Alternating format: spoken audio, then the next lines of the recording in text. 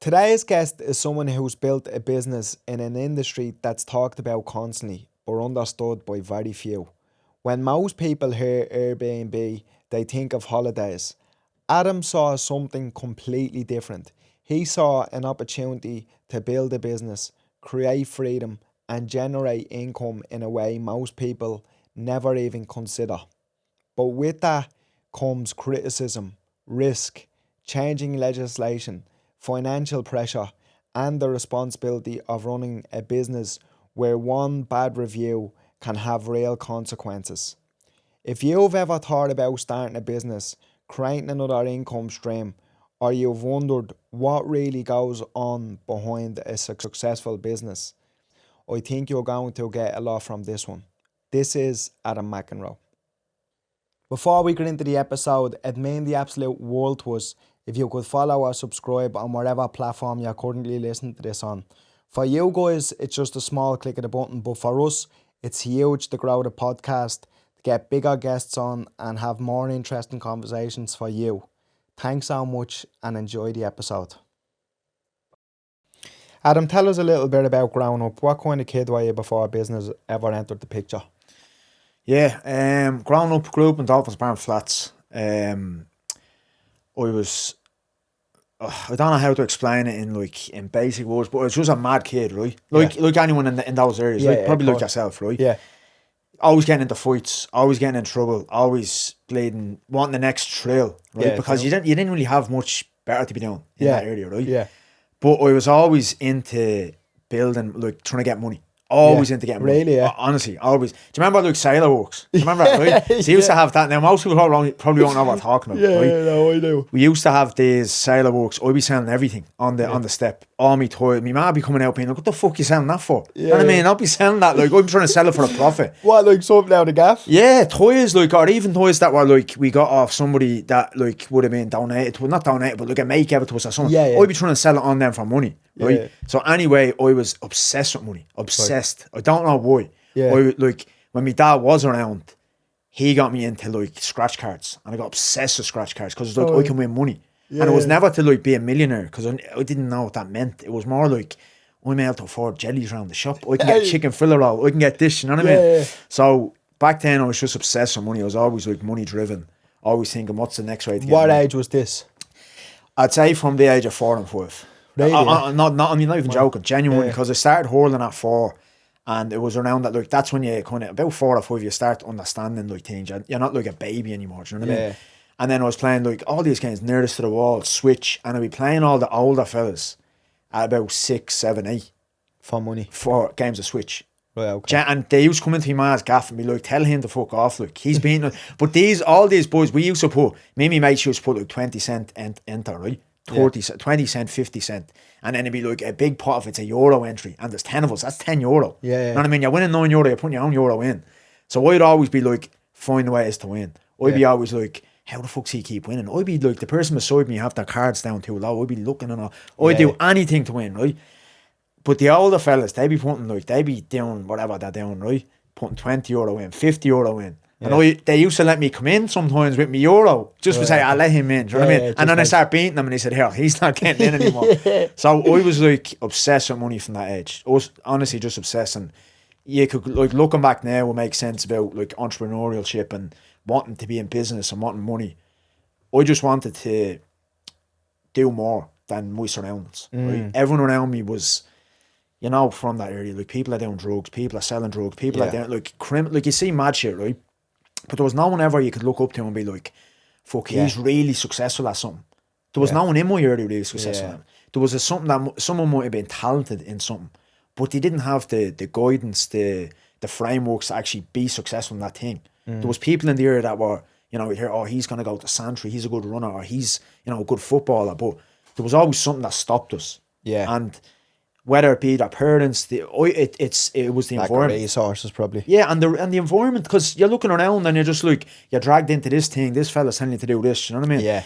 And I always said, right, I want better, I want to do more. I didn't know what that more was. Yeah. Do you know what I mean? But I was always getting into fights, and like back then, like, I was watching the old UFC and like martial arts movies and all, and trying to do like little judo moves and all, but I was always getting into fights. And I'm not going to sit here and say it was some fucking hard man doing all sorts in the flats. That wasn't me. I wasn't like that. I was always getting the fights. I was known for getting in fights, but I wasn't some like some tough guy that ran the flats around like that. And I never want people to think that was the image of me. There was people in them flats that were fucking like, they were bleeding mad cunts, absolute mad cunts, and like they used to rule the bleeding loose. Do you know what I mean? It wasn't me. I wasn't doing anything like that, but yeah, back then it was very like money driven, money oriented, and I always wanted more because we didn't have anything. We had fuck all. I mean, my laughs at being like, "Oh, would you stop?" His had like, I know, I'm like, but yeah, we had something, but when you look at it now, or the grand scheme of things of what other people had, we had fuck all. Yeah, but we had what we had, and that's all we knew. You had enough as well, like, because obviously I do say like my family's similar. Do you know what I mean? We didn't really have anything, but then again, like, you know, there is levels to poverty, and that, like when you say like. I've been to America a few times, and just for example, America, you know, and it's like I drove into the Bleeding Hood one time. Funny enough, got a speeding ticket. Rented out a Mustang over there, and was bleeding speed. Do you know what I mean? It was like the top was down, the tunes were bleeding. Got bleeding, pulled off. Your man took me out of the car with a gun and all. I was like, "Will you relax, your man?" Yeah, so he took me out of the car with a gun and all. Started saying, "Put your hands behind your head," and I was like, "Fucking hell, Jesus!" Testing out the new Mustang that I went renting. But long story short, anyway, I was coming back from a place and took a wrong turn into a hood. And oh my God, I think this was a Monday morning or a Tuesday morning, and they were literally just sitting on a couch out in the middle of the street under like a bridge, and all the gaffs were boarded up. And I was like, "Oh boys, this is it. We're getting robbed." I was that pressing the button to play, put the outback up. I was like, "This is us." You know what I mean? They have guns. We're getting lifted out of this thing. Yeah, different level. I just put the foot down and got down out of it. But what I'm saying is, I understand what you mean.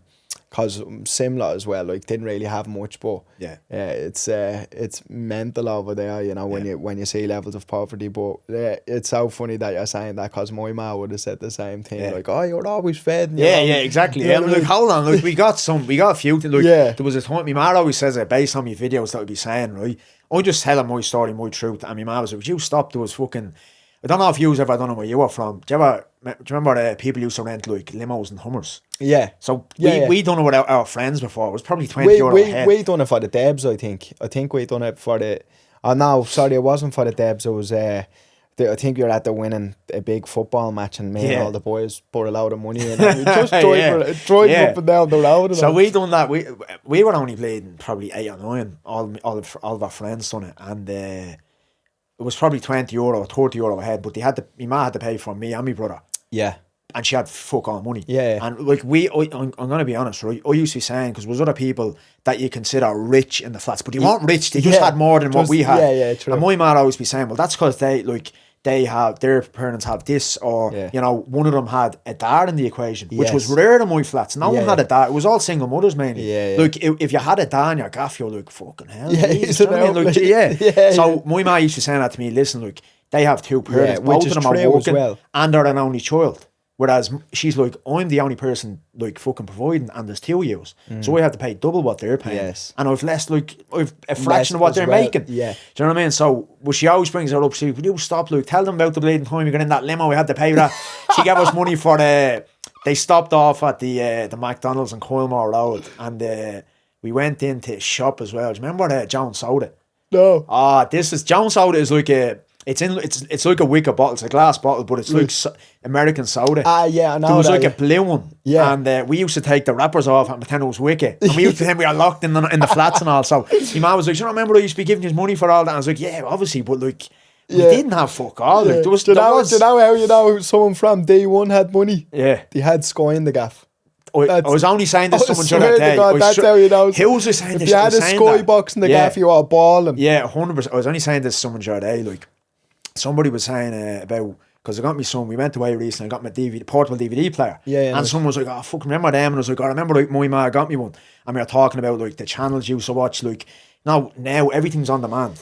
Yeah. Like, there's no ads. Like, if we wanted to see a show on Nickelodeon, you better be there at 6 p.m. You're not going to see it till tomorrow. Do you know what I mean? So now everything's on demand. We were talking about that, and I was only saying, Jay, there was one of my mates who had all of that. everything. And he was like the rich kid, right? Yeah. He'd have Sky in the gaff. They'd have bleeding. Like after, if you stay in his gaff, you can watch the adult channels. Do you know, all days like after 12, like when his man goes to bed, or else you'd be able to watch all the movies and all. You wouldn't have that in your gaff, so it was like a luxury going to his gaff. Do you know what I mean? So he was the rich person in the flats. Do you know? And even like down to like clothes and runners, he'd always get the latest. Whereas we would have me man. Now I'm not gonna say her and say me man fucking done everything. For Yeah, us. of course. She done everything. She done everything she could. what she could though. 100%. She done everything she could. But there was other people that got more because of their because that's a fair point. Even what she says, like she's like, it's only me by myself, and they're making more money. Yeah, so, 100%. and I have to pay for you and your brother. So completely understand, you know, because like that, like I remember even going to pictures when we were kids, and my ma'd give me money to go to pictures, but then I'd be like, oh ma, I have to go to McDonald's and get sweets, and she was like, oh, I can't afford that. Like, you know, I don't mind doing it every now and again, but like it's like a thing that me mates used to do it every week, you know. But like what you were saying, they had a man of that, I just had a ma, you know, and there was like 8 of us or something in the gaff, you know what I mean? So it's a lot, you know. So like to be able to just give me everything and then just not look after anybody else or whatever, you know. So I remember her saying that to me. I was like, oh look, I don't mind down every now and again, but you can't just come to me every week. Like, we don't have that sort of money, you know. So you can definitely understand why you had that mindset of wanting more and that drive, you know. For sure. Because there was times where it's again, it's probably the same in your area, where like people would in that area, people back then anyway, people helped each other. When I say this to people from, let's say, good areas, private school, all of that, they think I'm bleeding mad. They don't believe it, but it's just we don't know. We didn't know any different. We didn't know any different. You may be seeing movies and saying, oh geez, look, he's a millionaire, or like big Brad Pitt or something, right? But we didn't know any different of, like, let's say how Southsiders live and stuff. Right? So the norm in that area was, if you were down on something, oh, will you go to your neighbour, get like, there'd be times where we'd go and get some milk off the neighbour. We used to get lend the sugar. I'll sure you get sending sugar, or else people knocking into us. There'd be young fella knocking into us and say, "Do you have a smokes from your ma?" To my ma, like, get a few smokes up to his man. Do you know what I mean? And that's just how it worked in the flat. And it might have been, they might not get paid till Thursday or whatever it might have been, but that's how people were in the flats. I remember. Do you know what I mean? Times like that, you know. I don't really. I think like communities definitely got less and less 100% as time's going on. It doesn't happen anymore. And I was that. When was that like a certain age where you just looked at a 9 to 5 and was like, this is not for me? Always. Like, for some reason in my head, I always just wanted more than that. I always wanted to. Again, I didn't know what that more was going to be, but I always wanted more, and I tried different things, and for years. It's probably just not the struggle though, yeah. Like when you're saying, 100%. But it was more like, with what I knew about 9 to 5 was people in my area, and it wasn't even like they had a good corporate job. It was more like they worked in a shop, or like they had a CE scheme, or like they done these little things, and I was just like, I want more than this. And for many, many years, not really in the flats, like when I moved out of flats, because I wanted more than that, they've been looking at me and being like, who the fuck do you think you are? Do you know what I mean? And I start getting kind of known as this, oh, he's a cocky bastard. He thinks he's better than this area. He thinks he's better than this person, that person. I just wanted more. And the older I got, the more mature I got, especially like now in recent years. It's just like, maybe most people don't realise, but when you get to a certain age, you realise, right, this is the one thing I want to do, whether it's fighting, whether it's athletic, whatever it might be. And you have a choice of either going one or two ways. Either keep going the direction of doing everything else everyone else does, getting the 9 to 5, going down the traditional route of what your parents or your society might think you should do, or you choose, right, I know what I want to do, and I always went the other direction. Always. Like, I could never keep a 9 to 5 job. I always just left, got fired. I just couldn't stick it. And it was never for me. Like, what was it like? Just about people just telling you what to do, or you just thinking like, oh, what am I even doing here? Yeah, multiple things, and just like, it doesn't give me the freedom I want. It's not going to get me where I want. Just, I think extremely logically that I'm like, right, if I'm here, how do I get to where I want to be? There's no stepping stone from here to get to where I want to be. Yes. Other than it's giving me some money to maybe put into something. But then I was just spending the money on shit like anyone else. You'd want to bleed. And like back when I was working in Deliveroo and Belgium as a kitchen porter, I was doing both at the same time.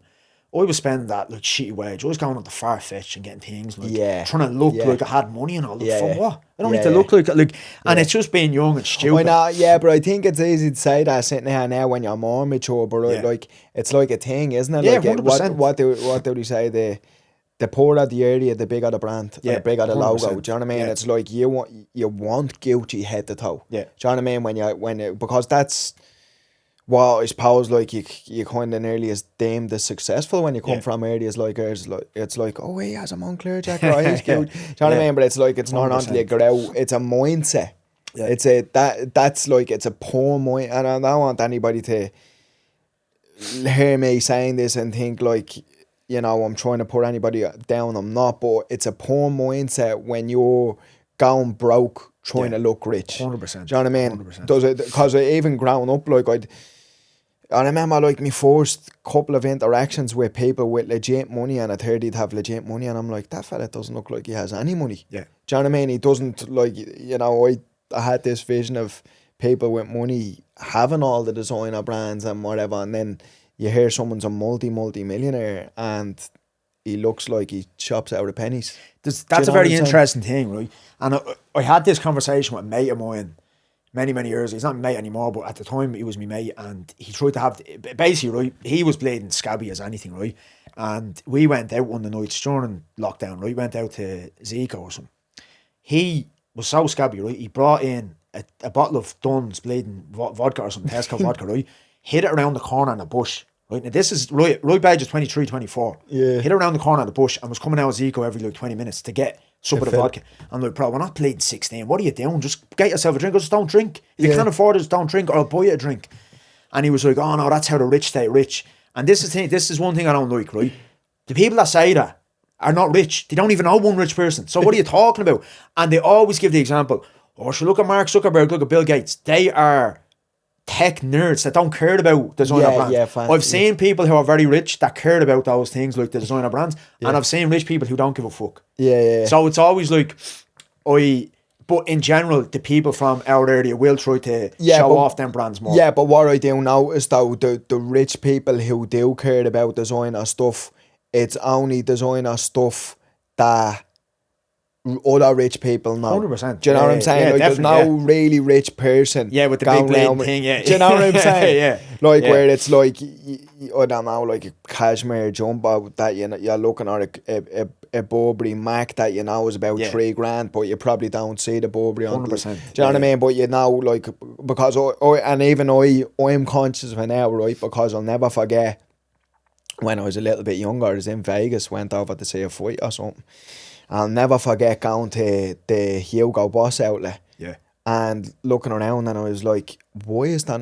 Like, if I'm in Hugo Boss, I'm in Hugo Boss to see that there's Hugo Boss on the thing. Know what I mean? Because that was my mindset then. Because I was like, well, if I'm in buying Hugo Boss, I should have Hugo Boss so other people know it's Hugo Boss. Do you know what I mean? And there was so many tops in there and jumpers that you just wouldn't have known they were Hugo Boss, only that you're in the Hugo Boss shop. But obviously, now that, like, you know, you look out for little details, like, you know what I mean? Like, sometimes I'd wear the more expensive stuff, but it doesn't have the brand on it. Just like, it might be just like a certain fabric, and you're like, oh, that's, you know what I'm saying? Like, so it's like an eye for it, but that's, I'll never forget being over in Vegas in the Hugo Boss shop, going like, I'm in Hugo, but why did I have money? For the... How did Airbnb first come onto your radar, and what did you think? Did you think this would actually become a business for you? Yeah, so Airbnb would have first came on my radar when I got a job after a very, very low point in my life. It was in the end of 2019. I got a job in a computer repair store, right? And it was like advertised as a apprenticeship technician. So they're going to train me into how to repair computers, repair phones, right? That was the kind of job spec. But I was basically working directly underneath the CEO, and it was just like, do whatever the fuck I say. Just whatever. So it was starting, and for me it was great because I'm getting paid to bleed and do stupid shit. At the start he got me electric scooter, and he was just like, right, this was on Georgia Street, he'd be like, right, go up. This is how I started getting my hair cut off you. Right? So he's like, go up to Keys, and there was like a PO box, go up and get a few of the things that I ordered on Amazon. So I'd go up there, get the stuff, do a little blade and spin around, get a few bits in the garage. I take me time back in an hour or something like that. You know, it's only a 5-minute drive. And then I'm like, I'm getting paid to do this. But it started with this, giving me all these little tasks, right? He had a couple of Airbnbs above his store in Georgia Street, right? He had, I think, 3 or 4. And he had a cleaner. She was doing most of the cleaning and stuff. But he get me to go up and do a few bits as well, right? Doing, you know, changing the beds, helping guests in, helping them with their luggage, all this. So that was the first proper like introduction I got to like an actual Airbnb we ran, right? Before that, if you go back a little bit, when I was going to Dubai before that, just after that I was going to Dubai, I started to see the growth of Airbnb in Dubai. My first time in Dubai was 2015, and I've been going there pretty much every year since then, right? But I was seeing the growth of Dubai and then Airbnbs in Dubai. And I, like, just in the back of my head, I'm like, oh, I'd love to do something like this. No clue how to do it. Again, the assumption that, property is out of the equation. You can't do it. It's too expensive. All this, right? Yeah. Didn't know how to do it. And I never probably a lot of limiting beliefs coming from where we come from as 100%, well, you know? Definitely, 100%. So when I started to work for that boss and he was given the opportunity to do this, I was like, fuck, I'd love to do this. I started getting more interest in it. Even though I was like, you know, doing the clean and bleeding dirty sheets and bed covers and stuff. But I was actually getting an introduction to how business was run, the operations, do you know what I mean? What actually goes on within a business.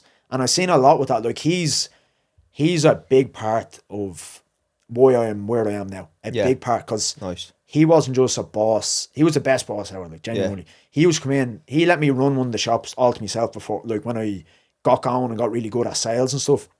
He used to come in and we'd be down, like, just during lockdown, we'd be down bleeding 50 press-ups, and whoever would win money. Like, he'd be doing these mad incentives. It was just mad. Like, you never really do that with a boss, you know what I mean? And he was always, like, encouraging me, giving me motivation, like, saying, like, again, like, trying to help with those limiting beliefs. Yeah, nice. Because he was from a very wealthy family. Yeah. But his dad was not wealthy. His dad was from D1 in a city, right? Right. But they're multi-millionaires now. Multi-millionaires. Like, very wealthy family. Very, absolutely lovely family. And he actually got me... when I first started, because I like showed him I want to get into business, this is what I want to do, he got me private business lessons with the dad out in the dad's gaff, just me and him, one-on-one. Now this fella is, I don't know if you ever heard of Expert Hardware. No. Did you ever see them? So Expert Hardware is a franchise. Most DIY shops in the country are Expert Hardware. They're all a franchise, because if you're a franchise, you get more you get discounts on, you know, stock coming in and stuff, rather than an individual DIY store, right? So his dad built, it's called Deckwell, it's on Georgia Street, DIY store. He built that up from the ground up, and then he franchised out, and he's very, very successful, right? So I got an opportunity to get business lessons one-on-one off him. He was giving me, you know, it's mental stuff. I'll have to go back on the notes. I haven't even seen him in years, but like, he gave me opportunity with that, and he was just giving me all these opportunities. And not only did it open my eyes up to Airbnb, but it just opened my eyes up to, like, I can do this, like, 100% I can do this, like, which is probably the biggest lesson. That you can do business, and it's not limited to rich people or, like, a certain selected people. That's the biggest thing people think, that, like, you need to be wealthy to get into property, or just to do business, or making excuses. Again, it's just limiting beliefs. So that, going back to him, he was like such a big part of where I am now, especially in Airbnb. He gave me the introduction, and I was just like, I'd love to do this one day. Again, I didn't know how to do it. Hadn't a clue. And then a couple of years later, I came across how I could actually get introduced to it. And I was like, I have to do that. Yeah. You know what I mean? And then, so, walk us through a little bit of the journey then. So you start getting all these lessons, and then you were like, I'm going to start doing this myself. Yeah. And then you got, what was like kind of the first foot in the door with opportunities for Airbnb with yourself? Like, was your first one in Dubai? Yeah, it was. Right. So I'd say, so what happened with that job then, I actually left it to go back to college. So I attempted and I completed on my third time. I done computer science 3 times, right? The first time was in 2016, I think, 2015 when I just finished school. I was only 16. Literally only 16 when I finished school, and I was just 17 on into college. So I couldn't go on nights out. I was still young, I was still immature, and completed my first year of college, dropped out after the second year, tried to go back a second time in 2019. A third party was going to pay for it. Went into the college, got everything, and then when I was time to pay the fees, they bounced. Right. So I had to drop out again. The third time I went back, the only reason why I went back was because to prove a point to myself, I have to do it. I have to close that chapter. It wasn't even to get a job. It was just, I have to close that chapter. So I kind of used that job I had to get the money and obviously opportunity as well to go back to college. So in I think it was September 2020, I left that job to go back to college. Left it. And then I opened up my own business of computer repair stores, phone repairs. I was doing all that during lockdown. Yeah, because I remember you doing that. People didn't have anyone to get their phone repaired off. Yeah. And I was going, again, I was just cycling out to people. Eventually got a car, but I was cycling out to people at the start, going to their gaffs, collecting it off them, going back to my gaff, repairing it, bringing it back to them. Because there was not one, there was no one doing that in Ireland, or in Dublin anyways, but two, there was nowhere really open during lockdown. So I was like thinking, right, I'm going to do that while I was in college. So I went through college, went through all of that, and in 2023, when I was finishing like my thesis of like my last year of college, I was obviously getting more interested in computer science again and cybersecurity, and that was like my specialty. But I was like, I need to do something here, because that was the year I found out my mum had cancer, and then I found out I was having a kid. Yeah. And you know yourself, when you have a kid, everything changes. Do you know, that's all. And then like, if I found out the same day I found out I was having a son was the day I found out I had cancer. Right? And those sort of things just wake something up in you. Do you know what I mean? Yeah. When I'm in college, I'm doing all right, I'm making all right money, like life is all right, but when you think like you have a new life coming in, it's going to rely on you, and then like you're only basically like the person that's been there since you're a baby potentially could die. Yeah. Do you know what I mean? So that was like two big moments for me, and then also finishing college, because it was approaching slowly, and I was like, it was coming close when I was finishing. I was like, well, what am I going to do here? Around that summer, I came across the business model of what's called rent-to-rent, Airbnb arbitrage, subleasing on a couple of guys in the UK, and I was like, I have to do this. I remember saying this to one of the boys years ago, this rent-to-rent thing, and I'll never forget him laughing his head off to me. I swear he was like making an People still laugh now. Bro, he was making an absolute hick out of me for saying that. Because I had seen some, now I wasn't planning to do it or whatever. Well, I don't know, I was looking at it and I was like, oh, that's really interesting. Yeah. But same thing, I actually don't know the two young flits name. There were two brothers in the UK. Right. I remember, and I came across them on YouTube. Now, obviously, the UK housing market and the Irish housing market is a little bit different. You would know more about it than I would, but I assume it's there is a bit different. Bigger country, more people, all that. Yeah. But I'll never forget him. Like, he made a ticket. He was like, "Are you actually for real? There's people struggling to get houses." And you were telling me that you were going to go to a landlord, get it off him, and then I swear, but sorry to cut you off. It just brought something into my head. It's funny that you say that, because people, it's still saying that to me in 2026. It's still, and you were saying that happened years ago, it's still going on in Ireland, like, because no one's doing it. So, but I came across the same as what you said on YouTube. I came across a couple of guys on YouTube, and I was watching them, and I was just in the same kind of phase that most people who I would like mentor now or like show the how to do it, they're in that phase of over consuming, and it just takes over. You just get into analysis paralysis, right? Yes. Where you overconsume content, you watch, and you never actually do anything. Yeah. And you keep thinking, I need to know more, more. You need to just go and do it. So eventually, when that happened, I found out I had cancer. I found out I was having a son, and then it was coming closer to finishing college. I was like, I need to do something. My son was born the 5th of December. And then as soon as he was born, I got the ball rolling and started my business in Dubai. Why did I do Dubai? Ireland, I tried to do it. I was reaching out to landlords. Was I going 100%? No, I was reaching out to a few compared to the way it worked now. But it wasn't feasible, and it still isn't feasible here with the regulations, right? So there's only new regulations that get brought in. So there's new ones coming in December. They're trying to bring this in since 2021. But I was like, right, I can't do it in Ireland. Where's the next one? The best place that? Dubai. Dubai is like, I want to do it in Dubai years. I've seen the growth of Dubai. I know it's a booming city for tourism. People want to go there. And I was like, right, I'm going to go to Dubai, right? So I was like, right, how do I start a business in Dubai? Looked it up, contacted a guy, started sorting the kind of visa process out. And I think I went over the first time to start my visa process in person it was February 2024. I got my first unit it was probably like the end of March, got me first property. No way. It was on that trip that I got me first property, because I was like, I'm going over here and that's it. I don't give a fuck. I'm getting it. Get me everything. Get me business set up, my visa, my Emirates ID, all that, and I get me first unit. And that was it.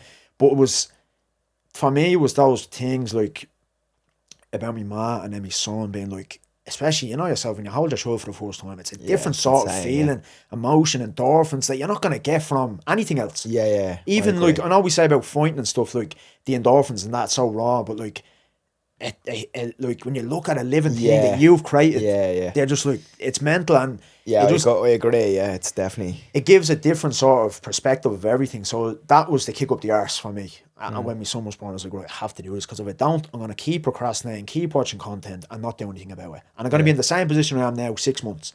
And I have a child that's going to rely on me. yes. Do you know what I mean? I need to do something. And at that time, I accepted a job from the ESB.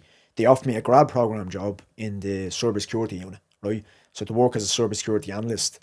They gave me an opportunity, and I accepted it in the meantime, just in case. I don't know. I said, fuck, I'll accept it. That was back in September in 2023. But once I got my business going, I emailed them and said, look, I don't want it. Give it to someone else. Do you know what I mean? But it was those little things that happened, well, big things in 2023, that made me be like, right, I have to do something here. Yeah. Because I don't know what's going to happen to me, ma. Yeah. My son, I have a child relying on me now. I have to provide for him. Do you know what I mean? So that was like, just you have to do a wake up call for you 100%. as well, isn't it? Like, you know, to realise, Jesus, like, and I say it to everybody, not even just since my accident, but it's like, life is short, like, you don't know what can change 100%. tomorrow. Yeah. Do you know what I mean? Yeah.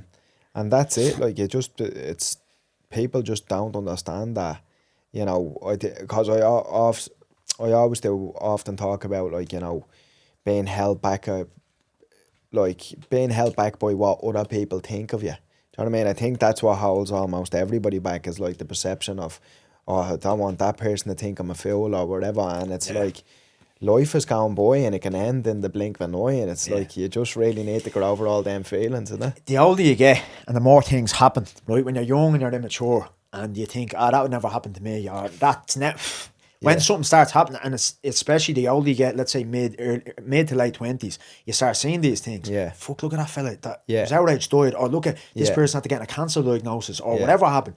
You never know. And you're knowing nobody is protected from that uncertainty of life. Doesn't matter how much money you have or how little money you have. Tomorrow, everything could be gone. Everything could be gone. Your life could be gone. Yeah. Do you know what I mean? Like, it could all be taken tomorrow.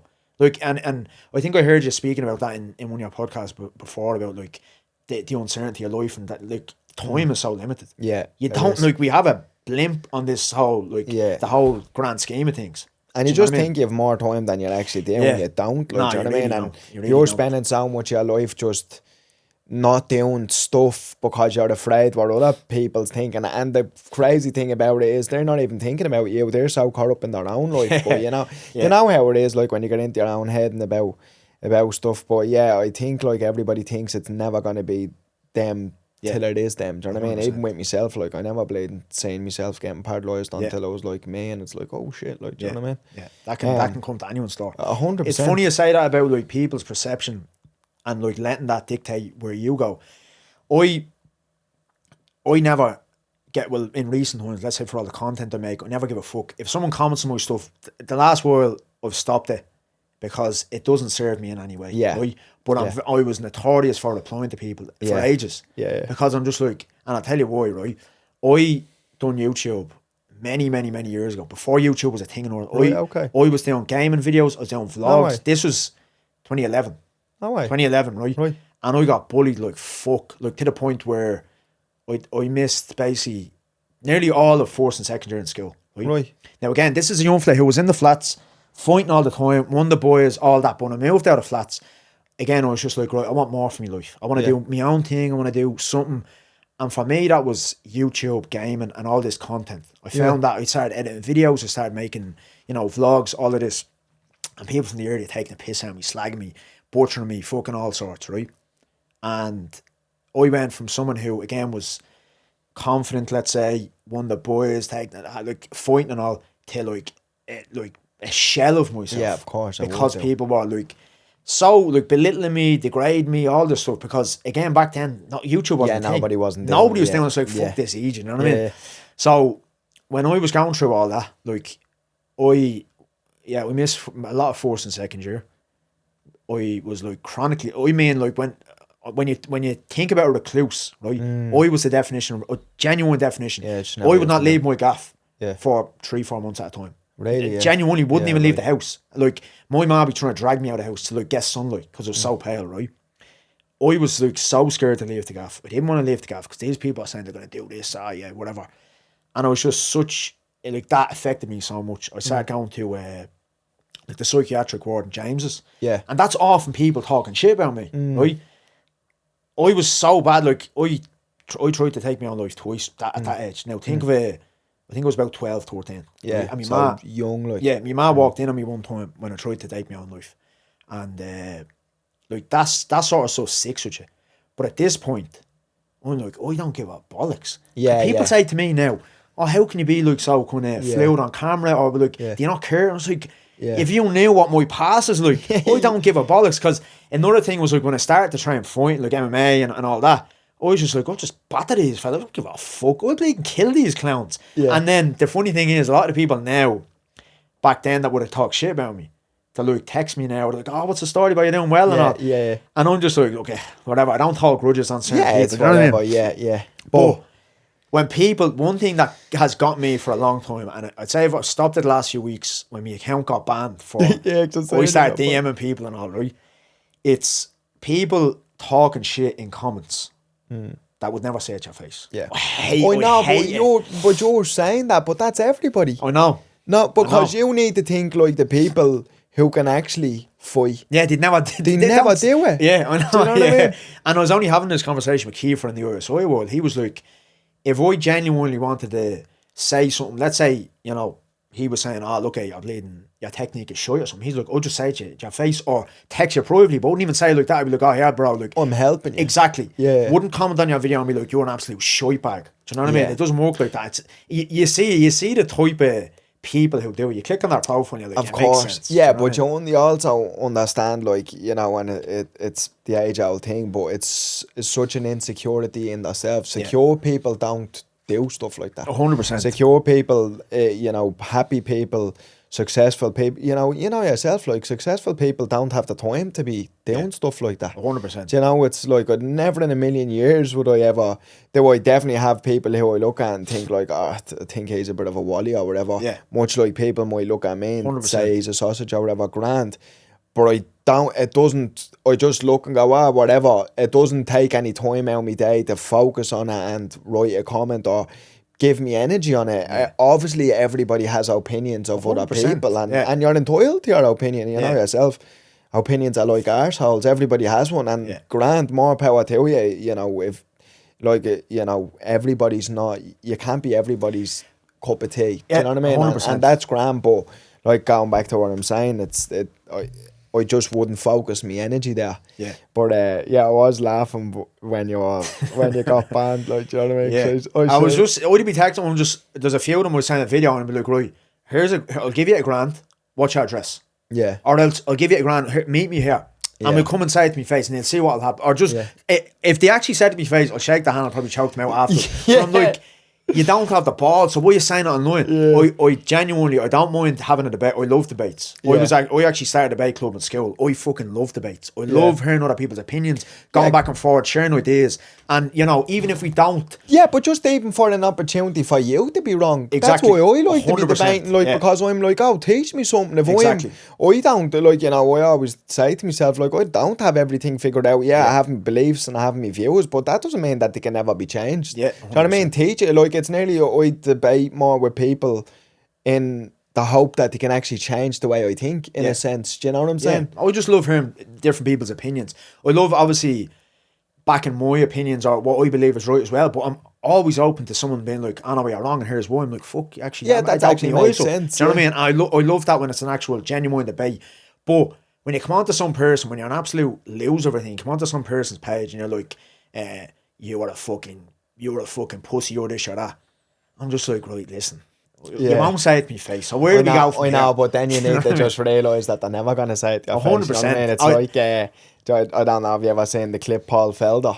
No. There's like, you know, Paul Felder, I've seen that, and he was just alright friend of him. Yeah. And he was just, so basically, for anybody listening who doesn't know, Paul Felder's a UFC fighter, and there was this random guy who reached out and was like, Paul, you're absolutely shit, you shouldn't even be a fighter. And your man Paul says, would you say that to me face? And your man replied and goes, absolutely not, it kicked me ass. And it's like, you know, and then Paul was just like, oh yeah, fair enough. But that is almost everybody. Yeah, do you know? yeah.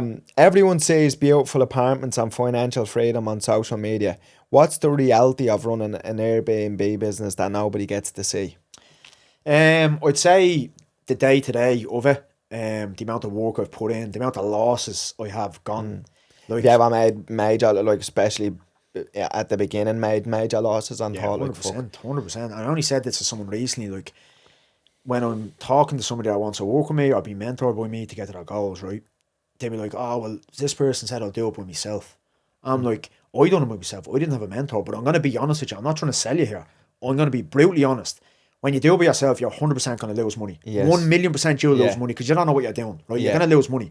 So it comes down to how much shit you're willing to get through to get to your goals. Most people, especially with money and Irish people, they look, if they lose a few quid, they're fucking like, out. yeah, I'm They're out. gone. Yeah, I'm done here.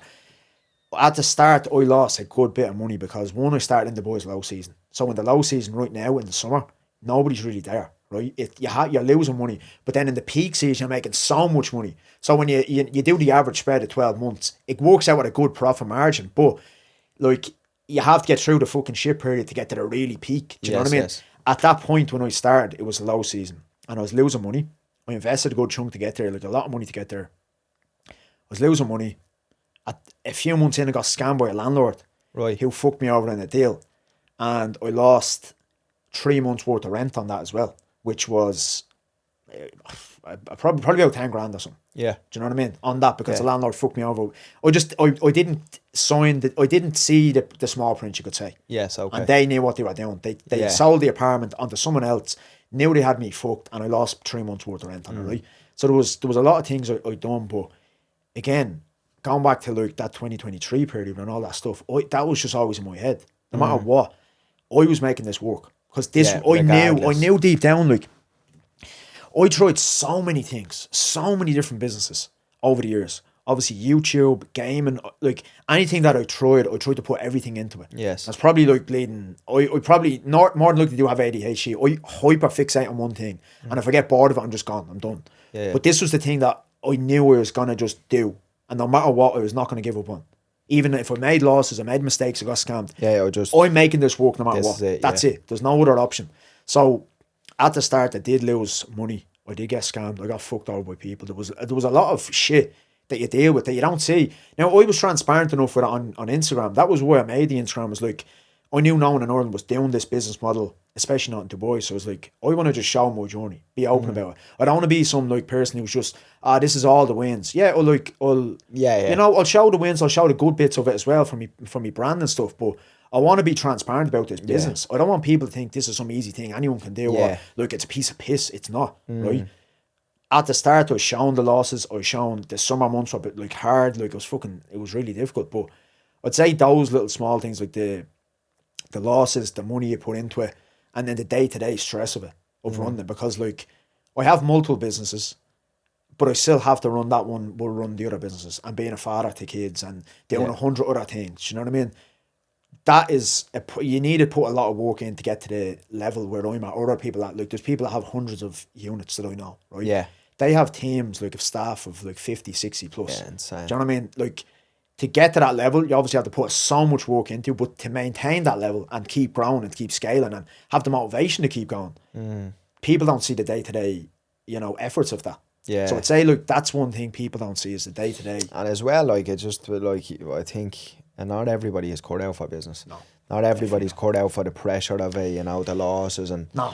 you know, like, it doesn't mean, it's not necessarily to say that you can't own a business by investing in it, or, you know, if you invest in stocks or whatever it may be, because technically if you invest in stocks, you're still owning a piece of the company. Yeah. But I think running the business, I think, it's not to say that you can't learn or you can't adapt to it, but it does take a certain person, I think, with a certain 100%. amount of tenacity and drive and just the ability to, I think, I honestly say, you know, the ability to just endure hardship is like, it's probably the best thing that you can have. And funny 100%. enough, it's the most thing that I probably pride myself on, just my ability to just endure hardship and uncertainty and just go, I don't care. I'm just going to keep on going anyway. 100%. Do you know? But I think, There's not many people like that. yeah, but I still think though that you can learn it. You can. Do you You know? for sure I think, can. 100%. you know, because obviously a lot of people text me and, you know, they be asking questions and stuff like that. And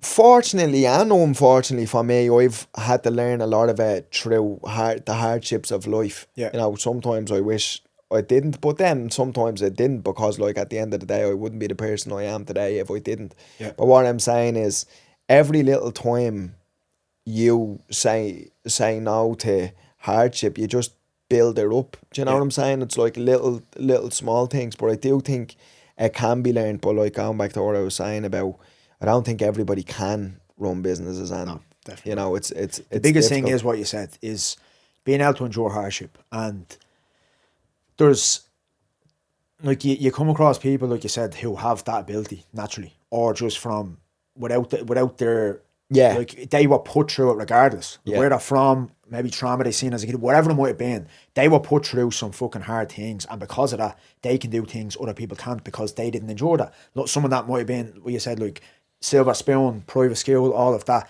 They might not have those abilities naturally. They might have the technical abilities of business and be able to do bleeding spreadsheets Yeah, and but all of this. yeah, but funny, like, because then you're getting like say with that guy now. I know you were saying your mentor, who you know, Yeah.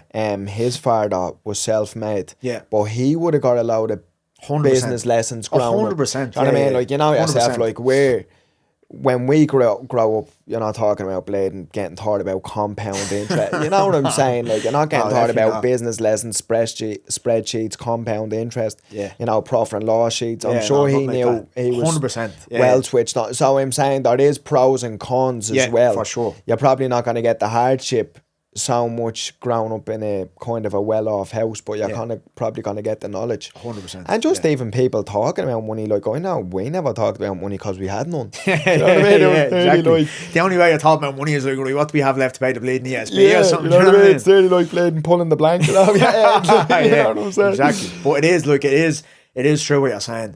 I've seen a reel there yesterday, and it was about like it was some fella recording his family. They say they have a quarterly meeting. Now, some people might look at that and be like, oh, that's cringy or something, but he's like the head of the family. Whatever you want to say about, oh, if it's cringy, he's probably, let's say, in the 60s, 70s.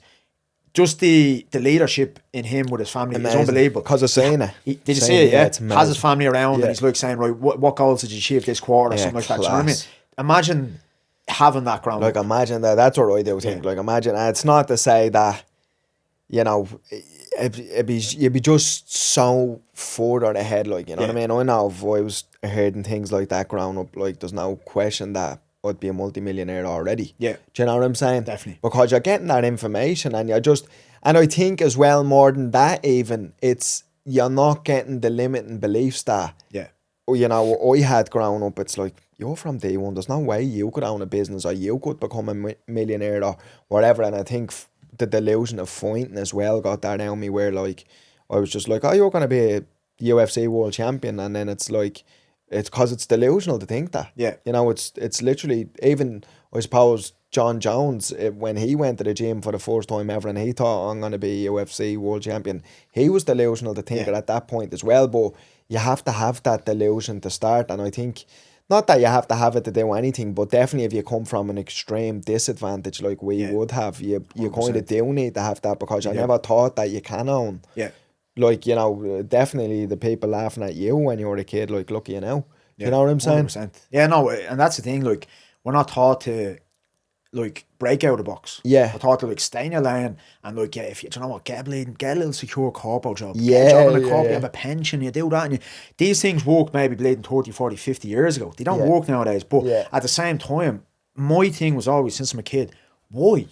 I was like, people hated me for that. Since I'm a kid, I'd just say, why? But why? Everybody says it to me. Yeah. That's all. Like, any coach I've ever had, he always just say, don't fucking ask me why, just do what I'm telling you. And I'm like, I need to understand why I need to do it. And it is annoying for people, because that's why I'm like you. I'm just like, well, yeah, but why do I need to do it? Why are you telling me? And why is it, you know, why does it need to be like that? Yeah, 100%. You know, I need to understand things like yeah. that. And especially if someone's telling me, I need to do this, I need to do that.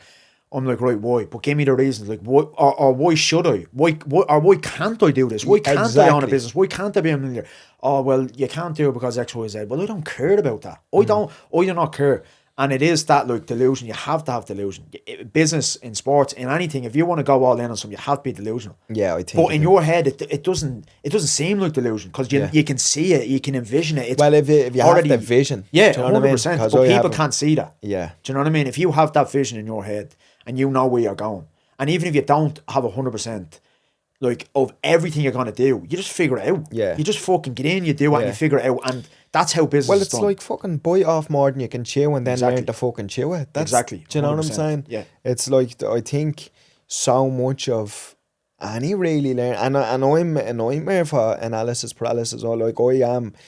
Sometimes I'm like just, I think into things too much to where it's like, then I start seeing the drawbacks of it. Yeah. Do you know what I mean? But then also I'm like, I am a go-getter and I do stuff, so it's like sometimes, but I have found myself in situations where I'm like, just think too deep into things, and then I think about too much about what can go wrong, where that doesn't really come into my brain for the most part, you know, like, because it used to happen to me loads when I was a kid, and then I kind of got it out. Yeah. Do you know what I mean? So now I still do have thoughts of like, oh, what if? Yeah. You know, but the all but gone now. You know, Yeah. but it's because I've trained my brain to be 100%. like I was that. about to say that the training is the main thing, because if you don't train yourself, you're just gonna fall into that same box, same condition that everyone else does. Yeah. Go get a job, or go get a college degree, finish school, get a college degree, get a job, do this, do that, get your mortgage, do this. And you're just conditioned to be that way. Yeah. And if you try to break out that box, firstly people will be like, oh, who the fuck's he think he is? Or you're delusional or whatever.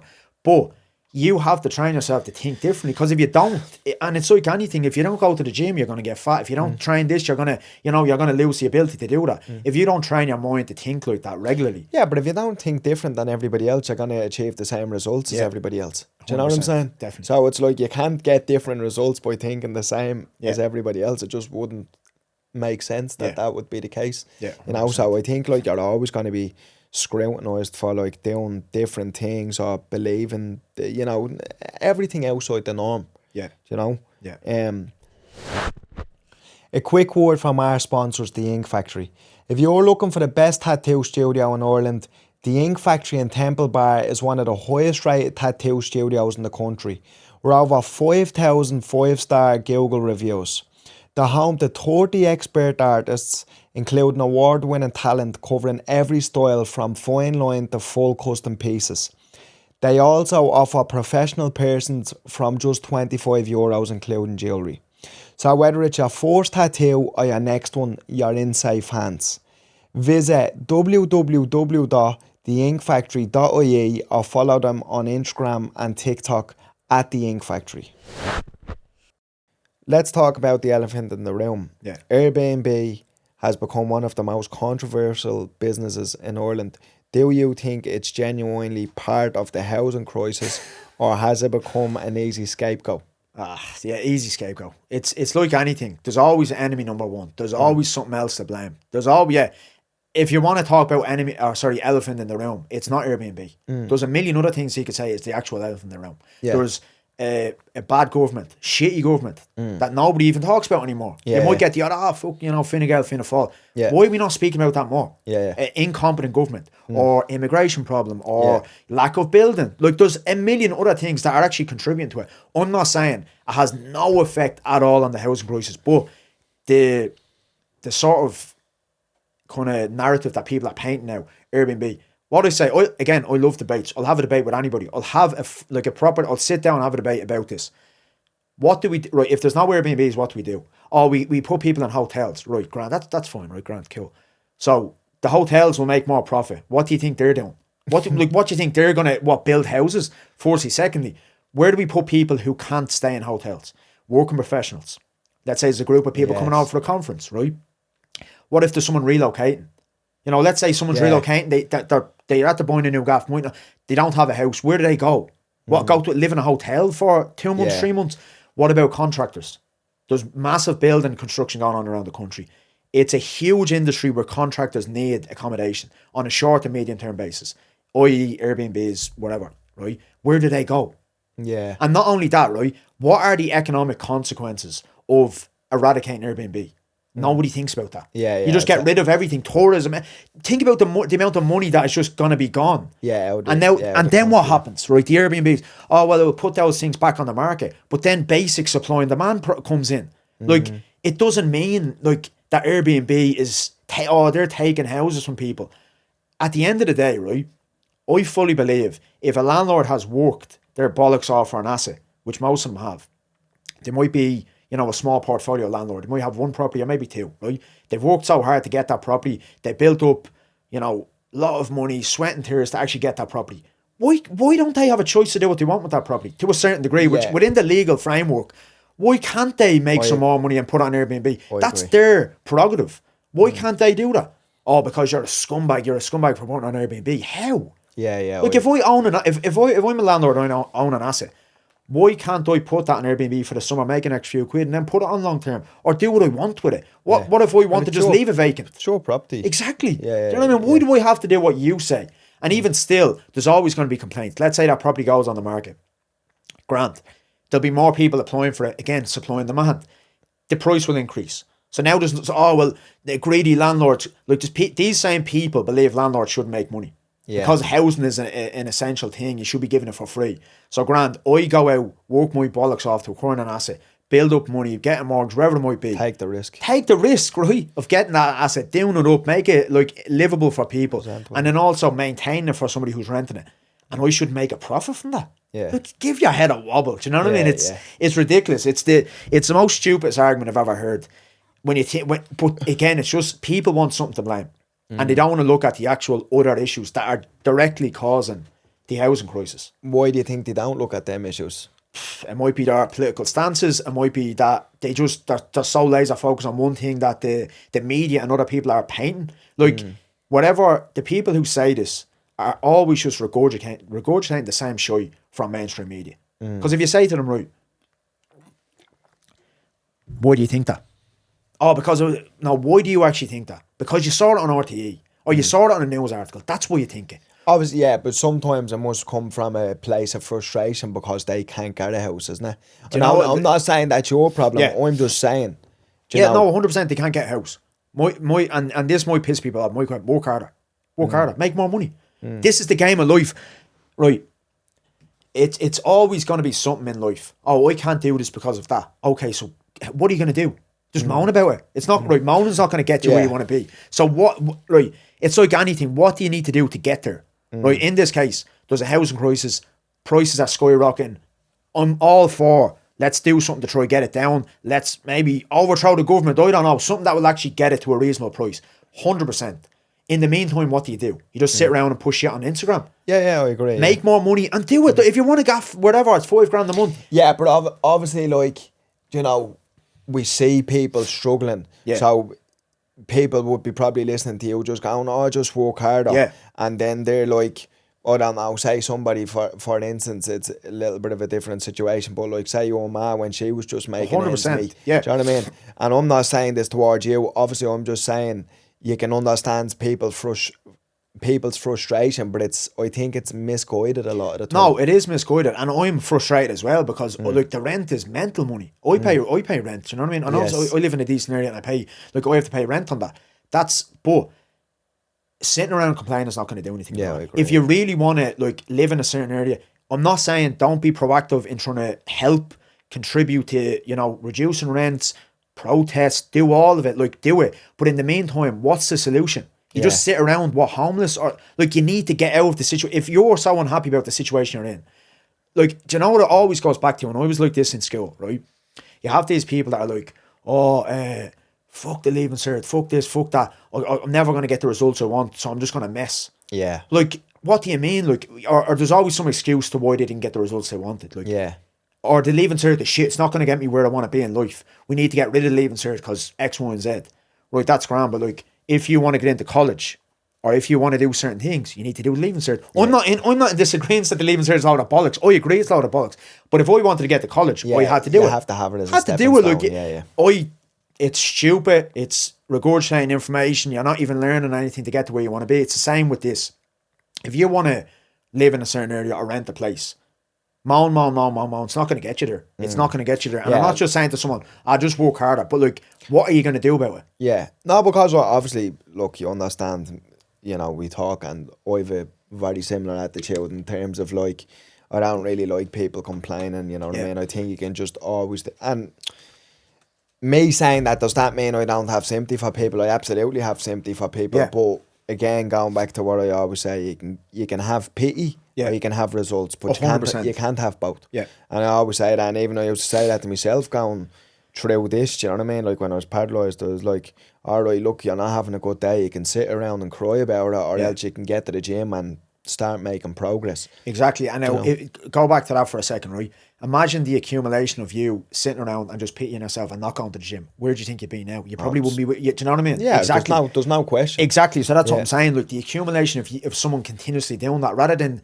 now. I'm not saying you're gonna get loads of money overnight by working harder, but like you need to do something. Like it's like my striking coach Gabor was always saying that like he's Hungarian and he's just like, figure the fucking out. He's like that Eastern European. Like doesn't even have much English. Just like, what are you gonna do? Figure it out. Or like he'd be like, when I was in training camps, like battering me with the pads and all, and he's just like, do something. Like, come on, you need to move. You need to figure it out. Because when you're in the cage or in the ring, you don't have time to be like complaining or thinking and all. You have to like on the spot, or else you're gonna get knocked out. You need to figure the fuck something out now. Yeah, to get out of that situation. Like even like I say, a lot of criticism you get like is like Airbnb owners are taking, you know, houses away from families. Yeah, that's like one of the biggest things that you hear. Yeah, they always say that. But like again, I don't own the properties. I manage them in Ireland specifically. I manage them for landlords. So I'm just basically like giving a service to a landlord. The landlord is deciding to do what they want with their asset. Do you know what I mean? But at the end of the day,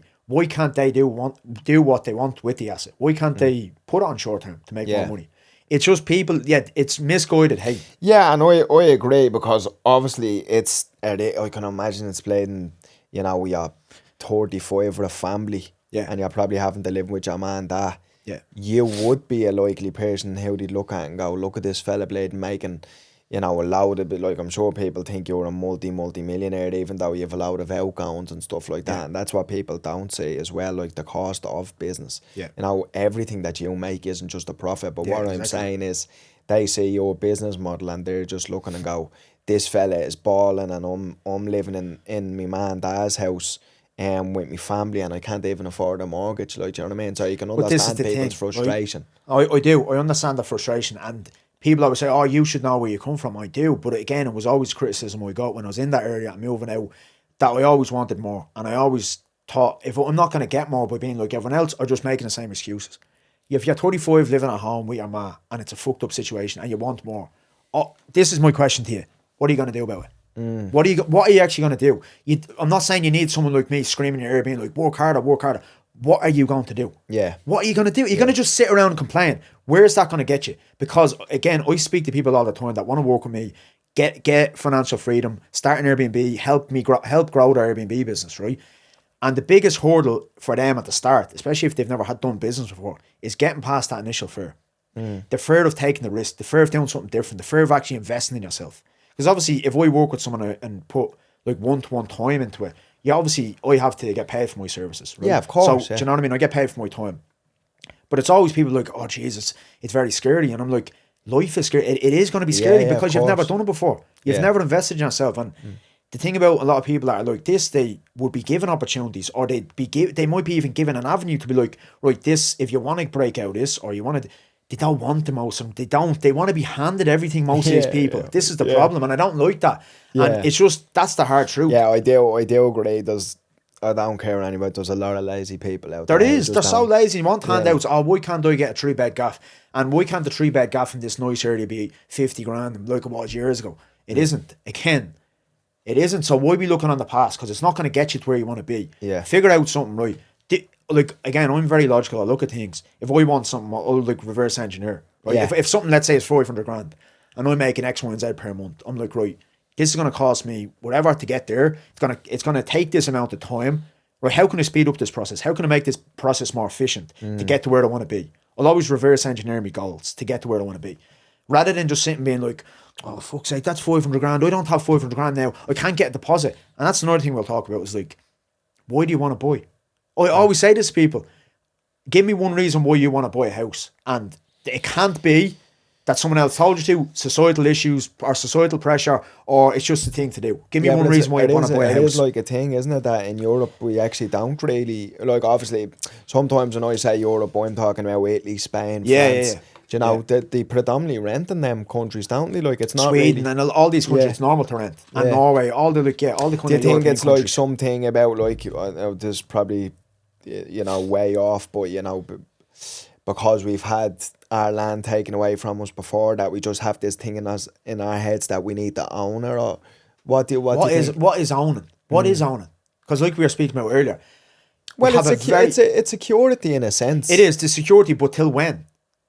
You say, "Oh, I'll have the security," but then you could be dead tomorrow, or you will eventually be dead. What? Where does? Do you I get that, but I mean, statistically speaking, like, you know, if you were to live your life like that, then you would probably never commit to anything long term. 100%. Do you know what I'm trying to say? No, I get you. But my thing about buying is, like, most people are buying for the wrong reason. I'm not against buying at all. Like, buy for the right reason, or buy when you're in a financial position to do so. Yeah. But most people are just like, I need to buy. Why can't I buy? I'm at the minute hundreds of viewings. I'm getting outbidded by all these people, and I don't have enough money, and whatever, 100 excuses.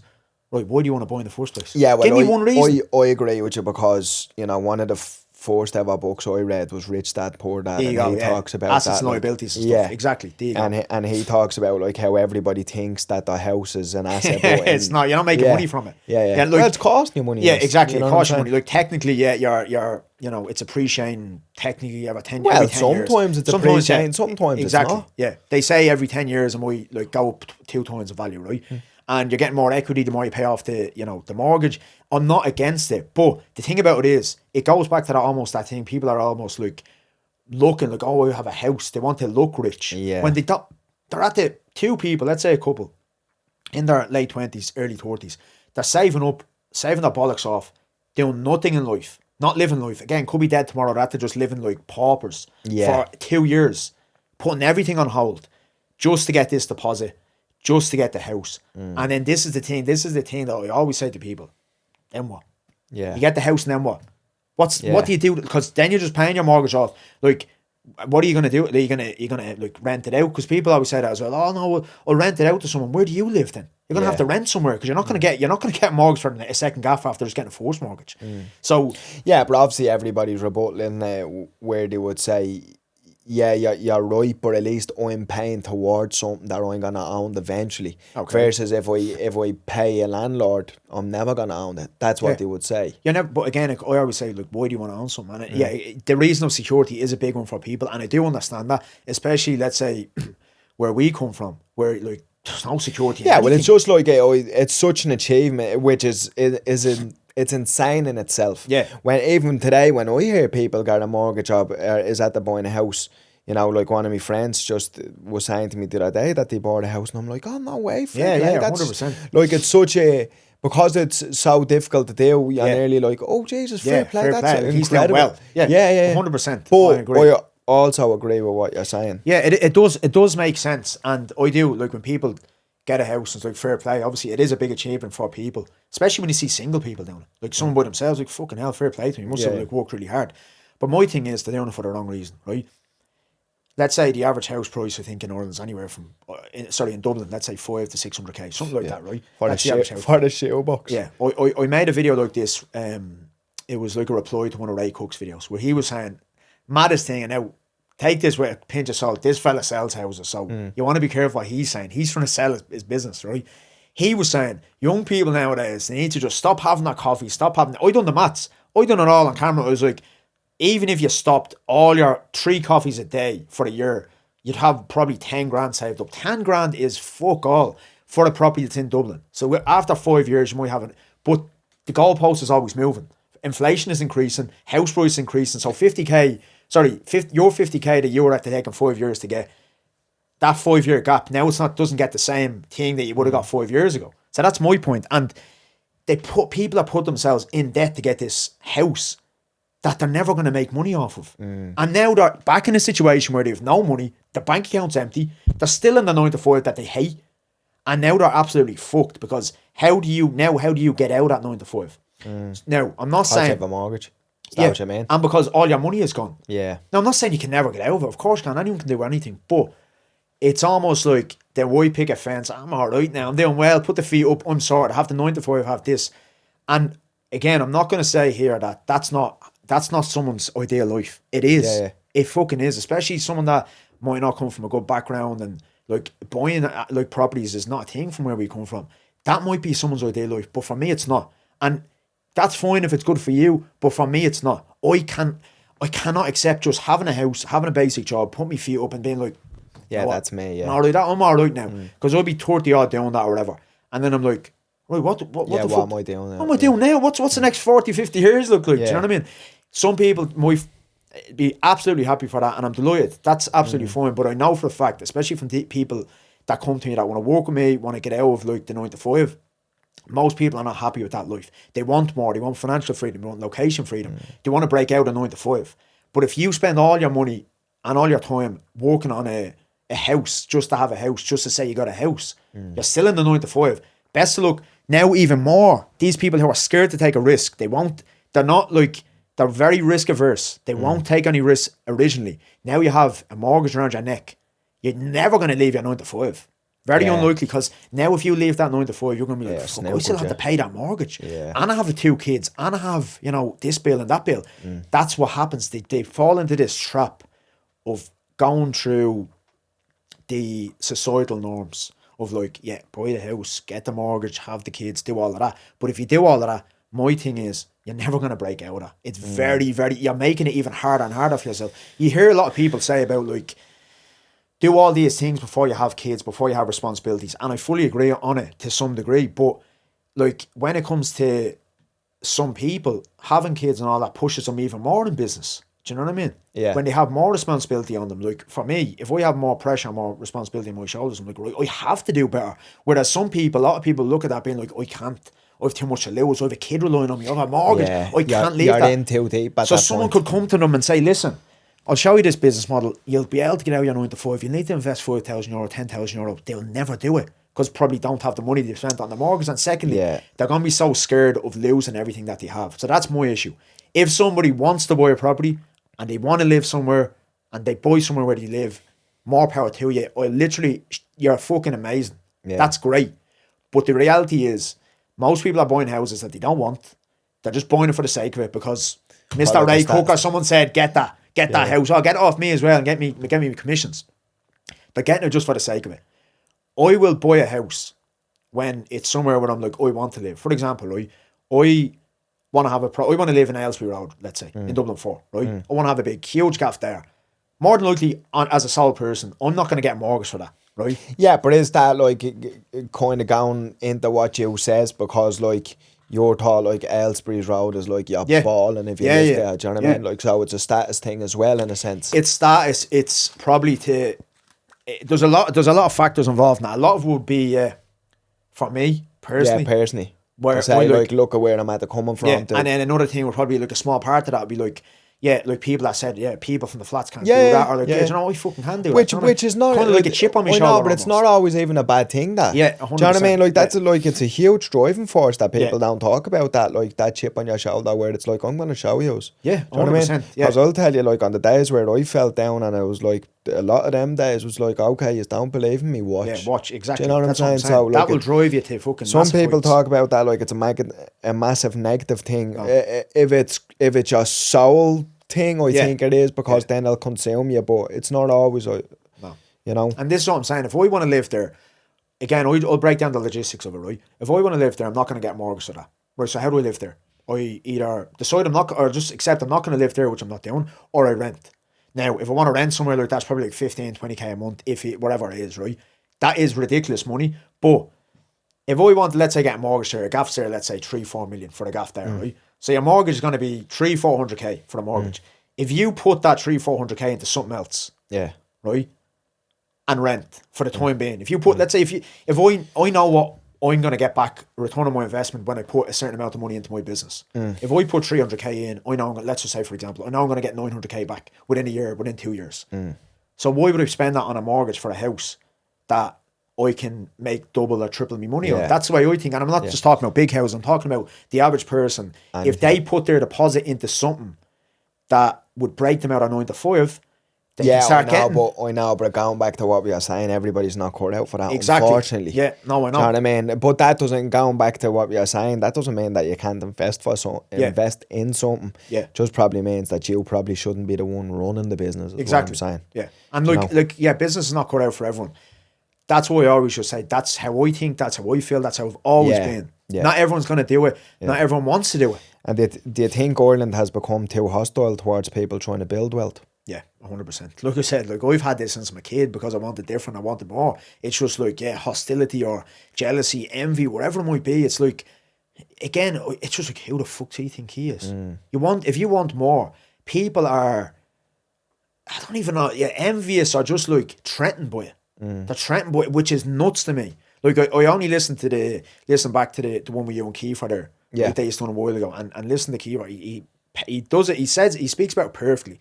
About that, when you do something that people know they should have done or could have done, they get so threatened by that they're like, who the fuck do you think he is? And he put so much energy into trying to put you down, trying to slag you, trying to, well, even a great example is one of my friends, Paul, who owns the Prize Guy. Yeah. And one of the big things that he always gets is, I could have done that. Then why didn't you do it? Do you know what I mean? Yeah. It's I was gonna do that. It's okay. Do you know what's funny when you say that, right? There's been loads of things like that, because I always get business ideas. Airbnb was one of them that, like I said, I went all in on. A few I tried.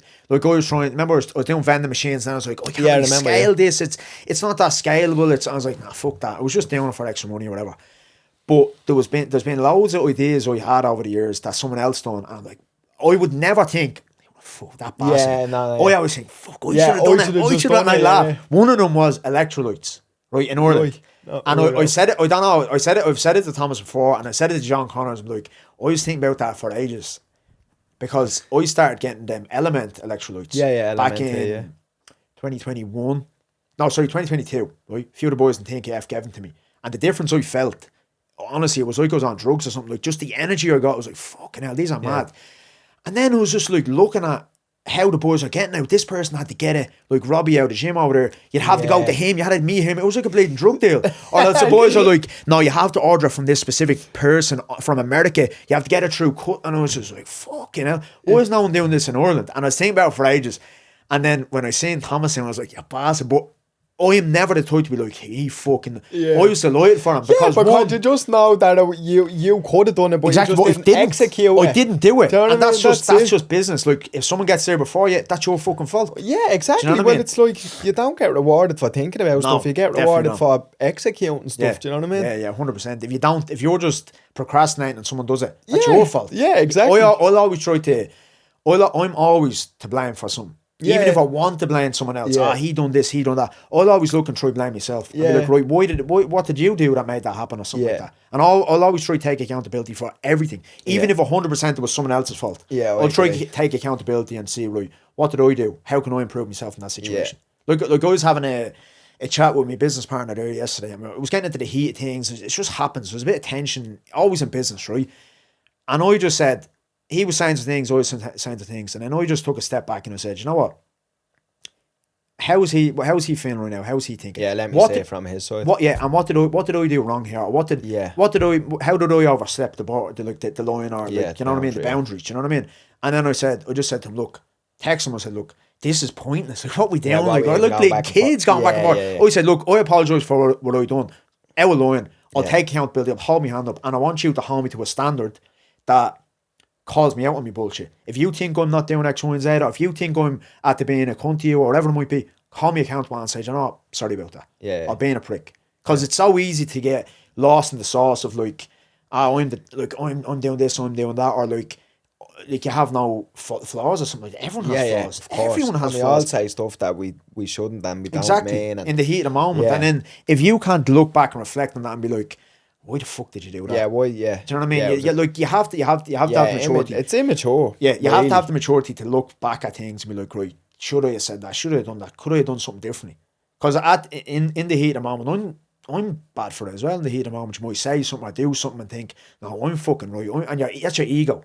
Your ego is just protecting you and thinking, no, you are right. And like back then things in your head being like, nah, fuck him or whatever. You are right. You should be doing this. You should be doing that. But then when you take a step back, I think like when I got more into back into religion and like Christianity, that definitely helped me with that. Being able to reflect and be like, right, should I be saying this or should I be doing that? Like again, who's this serving? Is this serving me? Is this like what God would want me to do? Or do you know what I mean? Like that really helped me reflect more on things I was doing in life. I just think it's the like, and with the ego is not always a bad thing, but I think like there's bad elements of the ego, and I think the bad element in arguments and kind of stuff like that is like, oh yeah, I'm at the beating him there. Yeah. And it's like you haven't really, like, do you know what I mean? Yeah. It's gone nowhere if you want to feel like, oh yeah, I got one over him because I made this point and I'm right and whatever, but it's really it's not a good mindset to have. It's like, so easy to get lost in that. Yeah, so even yesterday, 100%. I got lost in it multiple times, and then I got home, and again I was just looking at the messages, and I was just like, what are you doing? Like, what are you saying these things for? Silly, it's just like you said, you think, I got one up on him, or like, I made this point. Yeah, but who cares? Yeah. It's not putting money in your bank, and it's not. That's it. Do you know That's what I said to him. I was like, bro, what are we doing? Yeah, like, it's stupid. Yeah. It's not growing the business. It's not helping us look better. Like, to be leaders to our employees. Yes. It's not gonna, like, what are we doing here? We're like two kids. But it's the maturity to realise that as well. Do you know what I mean? Yeah. Where like so many people are just caught up in it, and I've been caught up in it myself, and thinking like, and you do feel good when you win a little argument because you'd be like, that tick. Do you know what I mean? I told him, and it's like, all right, but who's the real tick? Like, you had to just spending a lot of your time doing negative stuff, because it is a negative stuff, like a negative mindset to get into, and it's like, oh yeah, you think you're better than people, and it's like, all right, you just maybe made a better point, but it's, you're not, you know, it's in the grand scheme of things, it doesn't serve you to be like that. Never you know, and just and that's when you fall into the trap of thinking you're always right. Yeah. And no one's always right. No, do you know what I mean? Definitely not. If you think you're always right, you're wrong. Yeah, exactly. You have to understand you have flaws. Like, if you think you're the perfect human being, again, it goes back to like religion. That's made me realise that even more so last year or two. Was just like the amount of flaws we have naturally, like it's impossible. That's what I say. We're flawed sacks of meat. That's what humans are. 100%. Do you know what I mean? We're full of flaws, like greed, envy, jealousy. Yeah. Do you know what I mean? Everybody has them. Yeah. You know, it just, I suppose, like, you just kind of do your best. I do my best to sit back and evaluate things and be like, them feelings aren't good or whatever, but you still feel them. Yeah, 100%. You know? Yeah, like it's, you know, like that, like we're all flawed, you know, and I think the more people just realise that, the better the world will be, because then you're just more accepting of people making mistakes, I suppose, and you making your mistakes, you know, forgiving yourself when you make a mistake. Yeah. Do you know what I'm saying? Yeah, for sure. But I definitely think, like, you know, whether you believe in it or not, religion is a really good thing to kind of keep you in check with that. Like, you know, my brother is always on me about religion. He's really big with religion, and, you know, he kind of sends me Bible verses, and we kind of speak a little bit, you know, but he's been a huge help for me with religion and stuff, you know. And how do you find that, like, the verses, like, do you read the Bible at all, or like, do you... Bits and pieces, I do. Only in the last year or so, because he's been on to me, my brother, you know. He's you know, he battled a long time with drug addiction, and, you know, found God, and, you know, just really swears by it, just changed his whole life. And don't even worry about him saying it's changed his whole life, you know. This is a guy who had nothing going on in his life, spent most of his life in prison, and now he's a beautiful wife. He just had a kid, good job, you know, doing kind of being part of society for the first time in his life. Yeah, you know, so that's what God's given him, you know. So he's like always on me about it, you know. But I do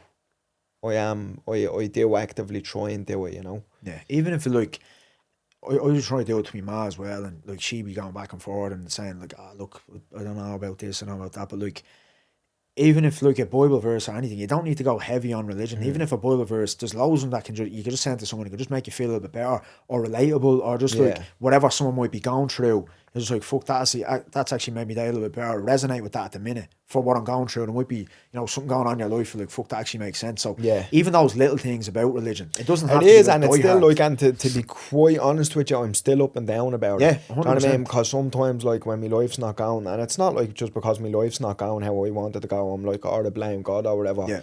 But like, I know innately in me, I'm a good person, and I've always tried my whole life to help people. Like, if I walked out of here now and seen someone struggling and they needed money, or they needed they needed help, they needed me time, I would do it. Yeah. So I'm like, sometimes when my life's not going the way I want, I'm like, oh, like, why is this happening to me? But have you ever read the Book of Job? Have you ever heard of that? I listen to that pretty much nearly every day, right? It's one of the oldest books in the Bible, and it's about, in a nutshell, it's about a fella who has everything. Everything he has. I think he has seven sons, 3 daughters. He has thousands of animals. He's like respected in his village. Everyone looks up to him. He's like, he's the pinnacle of what like a man is, a leader, a wife, all of this, right? And basically, Satan goes to God and was like, oh, blah, blah, blah, I'm rather looking for this. And he's like, have you heard of one of my servants, Job? He's the best. He does this. He prays. He, make sure his kids are going to church, let's say. He does all of this. Does everything right. Has the perfect life. And Satan was like, oh, does he? Yeah. Let me take everything away from him. I guarantee you he'll like swear at you. He'll like question you. He'll like, he won't believe in you anymore. So takes everything away from him, and he doesn't at the start. Then Satan goes back and was like, right, let me hurt him. And then God is like, you can do whatever you want, but don't take his life, like spare him his life. So he puts sores on him, and he like makes him in so much pain. And I'll send you on Spotify, you can listen to it, so like an audio thing. It's very good. The person who narrates it. It goes on for about an hour and a half. I listen to it most of it anyways every day, because it's so relatable to life, where all of that happens at the very start, where he gets like just everything stripped away. His kids are killed, all of his animals are gone, everything is gone, his house is burnt down, everything is stripped away from him as a man that it like was like good for him. And he goes through a questioning, like, why me, like, why this? And that's the story of it, like how a man deals with trials and tribulations. And it gets near the end, and basically like God is just like saying, like, who are you to question me? Like, who are you? Were you there when I created the universe? Were you there when I done this? Were you there when like I put everything together to put you in this position to do this? Who are you to like question this? I think like, why me? Or like, why did you do this, God? It's so good. And at the end he gives him everything back. Nice. Because like he didn't like, he was questioning God, and he was like, why the fuck, like, why me? Why did you do this to me? Like, but he never left God. He never left God. He always kept his belief in God. And God gave everything back. But just listening to all his questions, it's so relatable to anything that might be going on in your life. Of like, why me? Like, my dog died a few weeks ago. My ma's in that phase where like, she was bleeding, some DPD driver bleeding, ran over her, right? Killed her. She only went 5, 2 days after her birthday. And like, that was like my ma's best friend. Like, she got me mad through chemo, everything, right? So it's obviously really hard for her, right? And I'm trying to like show her this Book of Job, and I'm just like, you're gonna have all these, it's natural. But again, we're flawed. Like, we could be one day being like, thank you God so much, you give me so much, and the next day something bad happens, being like, why did you do this? It's a natural thing for humans to be like that. But when you listen to that Book of Job, it's just like, it's everything that we do as humans. We want to take, we want all the best things to happen to us, and we might give praise to God. But the minute something bad happens, we swear at God. We say, why me? Like, fuck you, or whatever. But you still need to have that belief. And I was only having this conversation with someone the other day about like, oh, God, like, if God was so loving and like all knowing, why would it be cancelling children? Why would it be this? No one has the answers. Nobody has the, and it's all right to not have the answers. I don't know why. And this person, a mate of mine, he was like, well, like, if I was God, or if I was doing it, but you're not. Like, I know us as humans, but we're, again, just a speck in this universe to say, well, if I was God, I would make sure cancer doesn't exist, or this doesn't exist. Okay, but that's you. Like, you are not God. We don't know why these things happen. And it's all right to not have an answer. Do you know what I mean? But at the same time, when we want to blame someone, we'll always go to God. When we want to like give, and even, to be honest, most people, good things happen to them, they don't give praise to God. But when something bad happens, so straight away to swear at God and be like, oh, why did you do this? We don't know. That's the mystery of life. We don't know why these bad things happen. We don't know why, bad things happen to us, bad things happen to kids, all this thing. We don't know. You'll never know the answer. But I think having like just a strong faith in God, and like, he has the answers to everything, and he only knows. Yeah. God only knows why these things happen. Instead of trying to figure out, right, why did this happen to me, or like swearing at God, like still having a belief that like everything is going to be all right, it's going to work its way out, it's going to be like okay, God has a vision for us to make things better, has a plan, exactly. Having that in mind rather than just swearing at God, mate. Like this, the first sign of something bad happening, blaming God. Do you know what I mean? Yeah, like I was never like a thing with me, where I ever blamed him or whatever, but I was just like, so like sometimes when I'm still going through challenging times, I'm like, guys, I'm at the been through enough. But then I don't even like having that attitude, because then it makes me feel like a victim in a sense, and I never want to feel like that, and I never want to come across like that, because at the end of the day, like, how am I to be blatant giving out those people who I know who this has happened to, and they can't even move a finger, they can't even reach across to pick up a drink for themselves. So what gives me the right to be blatant complaining or to be ungrateful that I'm in the position that I'm in? Exactly. Just sometimes it's like we was talking about, like, we're blatant flawed, aren't we? Like, we're flawed to humans. 100%. Yeah. If someone is listening to this, sitting in a job they hate, knows they're capable of more, but they're too scared to take the first step, what would you say to them? Give me a ring. Give me a ring. We'll sort you out. No, what I'd say is try figure out what it is you want to do, right? Whether that is start a business, whether that is like you want to grow a massive business, whether it's a side hustle or, you know, whatever it is, just try figure out what I'd say. Like, start with your goals. Like, what is it you want? Be very, very clear on what it is you want. If it's something as simple as, I want to have an extra few grand in the bank so I can bring, you know, the family on a holiday a couple more times in a year, while working my 9-to-5 job. Be clear on that and reverse engineer that. Right, how do we go about doing that? There's a million business ideas. There's a million ways to make money. There's so much. We're in a time of excessive information. There's no reason why people can't be making more money than a 9-to-5. Is it going to require hard work? Is it going to require sleepless nights? Is it going to require a lot of effort to get that? Yes. But like anything in life, that's the price you're going to have to pay. Exactly. For like that. That's the price of success, right? Or even like just having an extra few quid in the bank. You're going to have to put effort in. You can't expect a handout. So if someone's working a 9-to-5 job and they want more, they're wondering how to get more in life, figure out what it is you want. Exactly, precisely. Is it just an extra $2,000? Is it, I want the business to be able to quit me 9-to-5? What is it you want? And then figure out, clear on it. How do I get there? What is the steps I need to take to get there? Like anyone says, like, you need to get to the big goals, you need these like micro goals, like little goals to get there, right? If you're very clear on what it is you want, like picture clear. I know you were big on this as well, like visualization and seeing these things. That's the first step. You can't get to where you want to be if you don't have that bigger picture. Do you know what I mean? If your bigger picture is, right, an extra $2,000 in the bank, right, after tax, let's say, and you're seeing the holiday, that's a trip there in the summer, and then Disneyland with the kids on in the winter. That's a skiing, whatever it might be. That's a skiing trip with the family, or that's, you know, a couple of weekends away with the family. You see your kids smiling in that place. Like, be super clear about that, and then be like, right, how do we get to this point? What do we have to do to get there? Is it a business? Is it, you know, taking up an extra job? Whatever it might be. But I'd say be super clear on what it is you want. And then reverse engineer that process, because that's the only way to do it. If you're not, you're just going to get stuck in the process of getting up, going to a 9-to-5 job, coming home, doom scrolling on TikTok or Instagram, watching Netflix, and you never break out that cycle. Like you said earlier, if you think like everyone else, you're going to get the same results as everyone else. Don't expect different. Don't expect like magnificent results from minimal effort. Yes. You're never going to get what you want if you put in minimal effort or think like everyone else. You have to think outside the box. You don't deserve it. You don't deserve it. You know, you don't. And if you think you do deserve it, you're wrongly mistaken. You don't deserve the results that other people are getting. Like, it's like, why should you get the results, and, you know, why should you get the same results as me when I'm here busting me bollocks, putting in the effort, taking all the risk, having the sleepless nights, and then you think you're just going to come along with minimal effort and get the same results as I am? Yeah.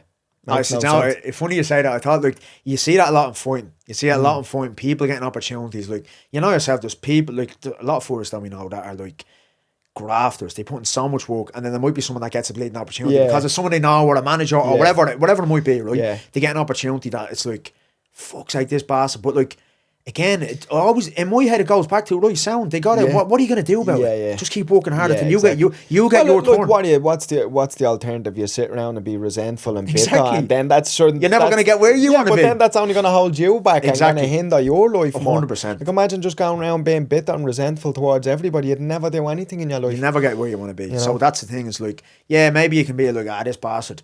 Yeah. That's a second thought. It should Now be go. nearly like, that cunt, like I need to get there. I need, 100%. you know what I'm right, saying? how do just continue on the mission, continue on working, keep going, and like you were saying earlier, you can't give up in business. You can't. Yeah, you I have to have agree. that relentlessness. It can be taught, but I genuinely like it's the people who I believe, and it's the people that do the best in business. They just have something different. It's not to say you can't be good in business, you can't be successful, but like the people who do the best, it's just you just don't give up. That's Well, why it's when the hard times. That's because hard times reveal all. Yeah. You know what I mean. And I think people have that tenacity and that willing to keep on pushing until the real hard times come. Yeah. Where you're like bleeding, you're awake at 4 o'clock in the morning going, what the fuck am I even gonna do here? Yeah. And that's when you see what people are made of. Yeah, you know? I love that shit. Like, Yeah. the boy was when all the war kicked off in the boy in with Iran there. When was that? February, right? The day it all kicked off in the boy was the same day I started an LLC in America.